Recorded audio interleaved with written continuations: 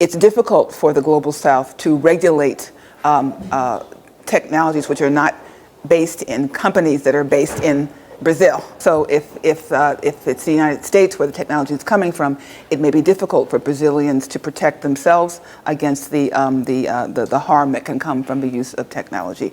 This is the problem I think has been seen all over the world. Like, what is the role of the regulation of technology outside of the U.S. and China, given that the technology is being developed in the U.S. and in China? So those are the concerns that I think we have to have. E é fundamental, e aí olhando a partir da perspectiva de um país como o Brasil, que tem as suas particularidades, que tem os seus contornos culturais, sociais, demográficos, é preciso que a gente olhe essas tecnologias a partir dessa perspectiva do que a gente tem chamado Sul Global, né? As apropriações dessa tecnologia, o desenvolvimento dessa tecnologia ainda é profundamente desigual se você olha a capacidade dos países do norte, principalmente dos Estados Unidos, e os países do sul. Hoje a gente vive um momento muito único de efervescência regulatória e também do que a gente quer e pretende ter com relação a sistemas de inteligência artificial. Então hoje a discussão não está apenas no Brasil, mas em outros vários fóruns nacionais, regionais e globais. Então a gente viu passado recente como que a Organização para a Cooperação e Desenvolvimento Socioeconômico atualizou as suas diretrizes sobre inteligência artificial. A Unesco é também um fórum muito importante para uma linguagem de direitos humanos e fundamentais para as diretrizes éticas de um uso responsável de inteligência artificial. A gente viu até mesmo como países que muitas vezes são um pouco mais reticentes em termos de regulação, como os Estados Unidos, também a partir da Executive Order, quase como se fosse uma medida provisória, avançando também na regulação de sistemas de inteligência artificial.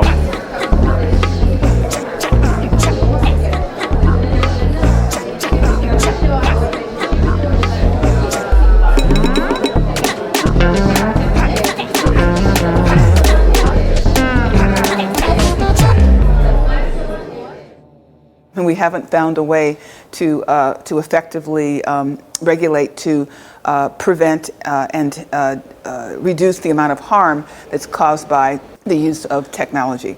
Of course, we love our technology. It's very helpful for education, for public resources, for entertainment and healthcare and so forth. But we also have to be concerned about the use of data, especially without consent, in ways that can be harmful to those about whom the data is collected. And it's that problem of protecting the data subject that is so central to our work in the United States, but also so central to what's happening here in Brazil.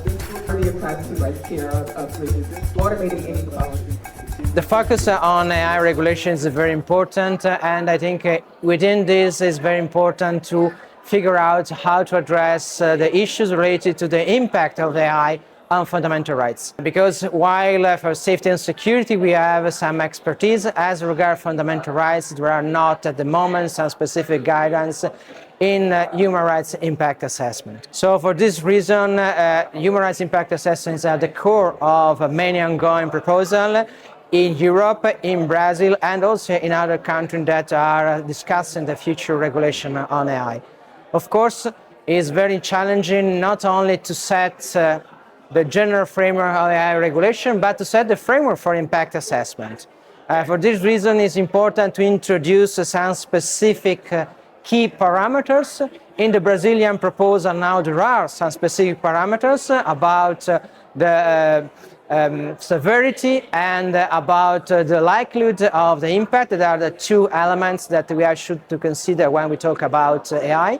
In the AI proposal in the European context, the AI Act, so-called, is a bit more nuanced and complicated. It is not the same level of clarity that we find, for instance, in the Brazilian draft for the moment. But also in Europe, there is a huge debate how to figure out this impact assessment and the core principle. Of course, after the adoption of the regulation, we need to implement this principle, provide the models, and this could be a task also for the supervisory authorities in order to support companies and the public sector in order to put in practice these criteria and carry a proper impact assessment. Uma particularidade, um sabor brasileiro muito importante a esse respeito. Diferentemente de outras propostas, a gente vê que a proposta brasileira é uma proposta que procura ser mais afirmativa de direitos, né? Isso se desdobra desde como que ela é estruturada.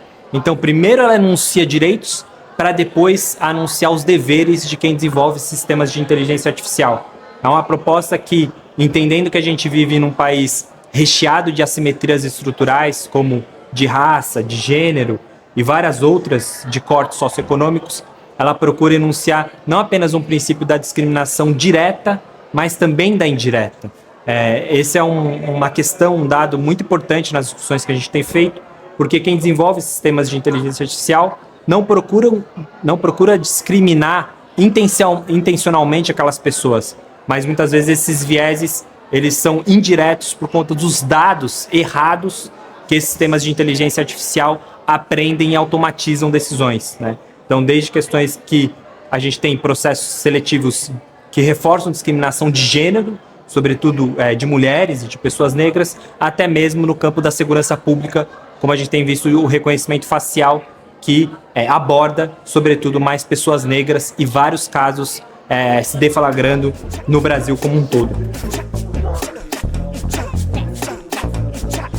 Up until about a year and a half ago, the conversation in my own country about AI was about AI in general and the ways in which AI might facilitate things like facial recognition technology being used that doesn't work so well on darker skinned people, that could lead to horrible issues around social justice for black people. Toda uma bibliografia e toda uma atuação da sociedade civil brasileira que demonstra que o reconhecimento facial ele falha mais exatamente com populações negras, com populações latino-americanas, com populações que envolvem crianças e adolescentes, porque estão em processo de crescimento, e isso vai afetar diretamente a acurácia dessas tecnologias, e que falha também com populações LGBTQIA+, principalmente com populações trans. Então, diante desse cenário, a tentativa de resolver um problema cria novas camadas de desigualdade e novas camadas de discriminação contra essas populações que já são vulnerabilizadas. Mas há também uma expectativa muito grande da sociedade com relação aos benefícios que essa tecnologia pode trazer, seja para otimizar processos produtivos, para desenvolver mecanismos de solução de problemas reais das comunidades. Portanto, nós estamos diante de uma tecnologia que tem muitas potencialidades, mas que também carrega muitos riscos envolvendo o seu uso, principalmente na perspectiva de aprofundamento de determinadas desigualdades em razão da apropriação de forma desigual dessa tecnologia.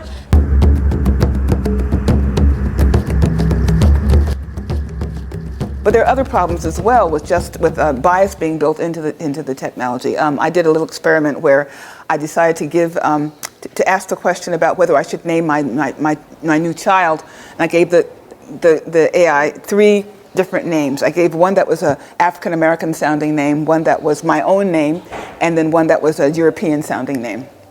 And it described the African American sounding name as just, oh, unique, right?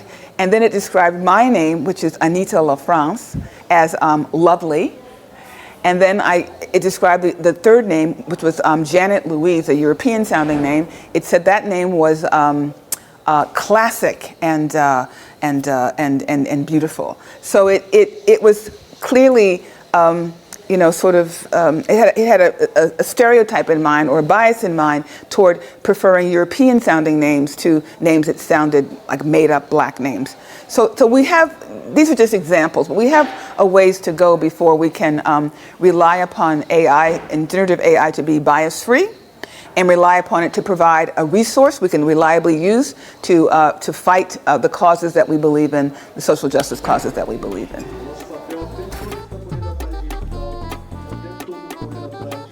Hoje nós observamos que o campo dos direitos digitais ele é majoritariamente branco, ele tem uma participação, um protagonismo muito maior dos setores empresariais, inclusive dos setores governamentais, mas a participação das pessoas que estão na base, dos sujeitos que são aqueles que sofrem os efeitos negativos do uso abusivo dos seus dados pessoais, é muito mais limitada. As discussões sobre raça e gênero, elas estão acontecendo, mas ainda acontece em espaços muito específicos. Ainda você vai observar grandes comissões, grandes espaços importantes de tomada de decisão sobre direitos digitais, sobre proteção de dados, que estão conformados por sujeitos majoritariamente brancos e, em muitos casos, exclusivamente masculinos. Essa é uma questão que ela precisa ser transformada urgentemente. Por isso, a participação da sociedade é muito importante, não apenas nos debates acerca dos princípios que precisam ser observados para a utilização dessa tecnologia, princípios pautados pela ética, pela possibilidade de esses sistemas serem explicáveis para a sociedade, para que a sociedade possa compreender como ela se relaciona com uma tecnologia aparentemente é neutra, mas que pode carregar uma série de vieses. Então há uma discussão bastante profunda e muito multifacetada sobre esses aspectos que impactam no debate da regulação. Por isso é muito importante que a sociedade se envolva. We wanted to convey the message that it is crucial to involve civil society in the AI agenda at national, regional, international level. And when we talk about civil society, we should clearly point to those parts of civil society, those that are usually underrepresented. So it's not enough to have academia in the debate, it's not enough to have digital tech organizations. We need to give a voice to underrepresented groups like minorities, vulnerable groups, those that we believe usually they may not have something to say, but because they are the rights holders, even if they are not tech experts, they give their essential contribution to the debate. Como toda tecnologia disruptiva, a inteligência artificial ela tem uma série de questões implicadas e envolve uma perspectiva, digamos assim, interdisciplinar, mas não apenas interdisciplinar, pensando no desenvolvimento científico e tecnológico, mas também multissetorial, porque a inteligência artificial ela impacta a vida de todas as pessoas. Mas, exatamente como eu disse no começo, por ser uma tecnologia disruptiva e de fronteira, os debates em torno do seu desenvolvimento, das diretrizes para sua aplicação, da regulação, acabam envolvendo setores, digamos, mais técnicos e nichos especializados. E eu acho que é fundamental que a gente amplie essa discussão para as comunidades, para as organizações do movimento social tradicional, para outras áreas do conhecimento que não estejam diretamente relacionadas com o desenvolvimento da inteligência artificial.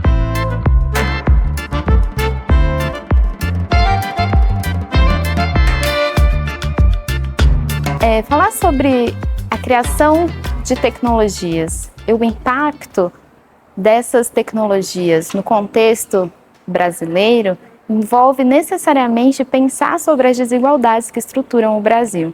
Muitas vezes, nesse quadro de inovação e tentativa de resolução de problemas, podemos cair facilmente em uma estrutura em que tentamos solucionar esses problemas com as tecnologias sem lidar diretamente com a raiz de onde essas questões começam.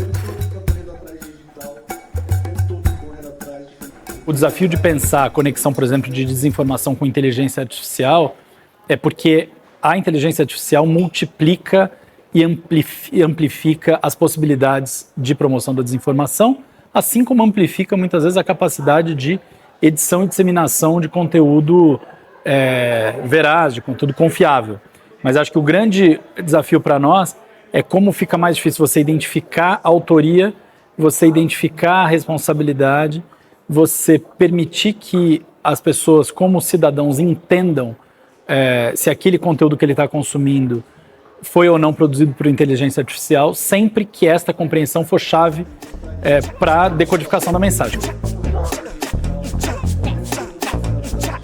I'll tell you a funny story. I was interested in testing out ChatGPT, and I was asking my little robot about legal cases involving African Americans. And I said, can you please give me an example of 5 legal cases involving African Americans and their privacy? So it immediately gave me 5 cases. Then I asked for 5 more cases, and it gave me 5 more cases. And I asked for 5 more cases, and it gave me 5 more cases. And I had 15 cases. I was amazed. 15 cases about black people and privacy in the United States. Well, the next day, as a lawyer, I went to research these cases, and they were all fabrications. It was all just garbage. None of them were actually real cases.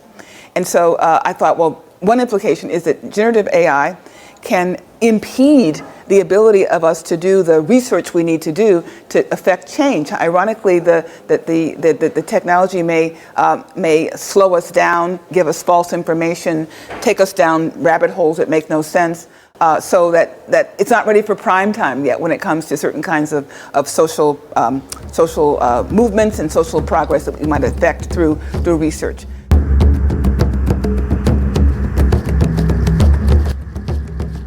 Avançar nessas discussões e num olhar crítico para as tecnologias, fazendo isso junto a uma perspectiva que considere o modo como a sociedade brasileira se construiu e como ela está constituída até hoje, tendo como base desigualdades estruturais de raça, de gênero, de classe social, exige um trabalho conjunto entre diferentes setores da sociedade. Não é possível, por exemplo, achar que toda a responsabilidade está no setor público ou achar que todo o problema pode ser resolvido a partir de novas legislações. Nós temos legislações, precisamos aplicá-las e, ao mesmo tempo, precisamos desse reconhecimento que pensar hoje nas tecnologias, na compreensão dessas tecnologias e pensar nos direitos fundamentais da sociedade brasileira são questões que não estão desalinhadas. Elas se alinham e precisam ser pensadas conjuntamente para que a gente caminhe para um futuro em que essas tecnologias possam ser alinhadas, então, com a busca por justiça social e uma sociedade mais equânime. E é nesse sentido que eu acho que a gente precisa ir para garantir que todos os cuidados e as cautelas sejam tomadas para que a IA possa nos ajudar a fortalecer o ambiente informacional, fortalecer a integridade da informação, informações confiáveis, mas que ao mesmo tempo nós não tenhamos uma pandemia da desinformação sendo multiplicada. E a gente precisa estar preparado para incidir sobre essa discussão, buscando produzir uma legislação que consiga, ao mesmo tempo, ser uma legislação que dinamize economicamente o país, mas que tenha proteções para mitigar efeitos negativos, externalidades negativas e os riscos que vêm acompanhados com essas tecnologias. I think that is a timely topic because data and AI are in Brazil and also at global level very, very important.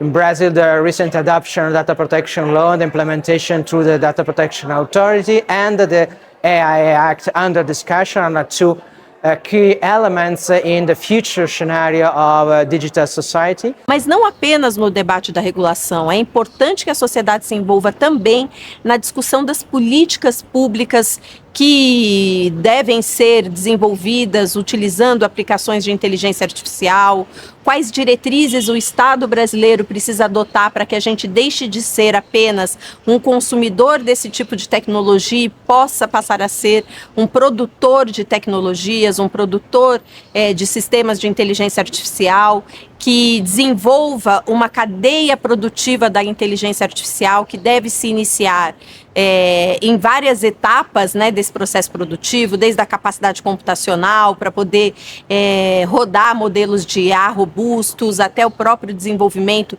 de aplicações de IA, acompanhamento dessas aplicações na realidade concreta. Então, são muitos os aspectos e o envolvimento da sociedade, portanto, é muito importante.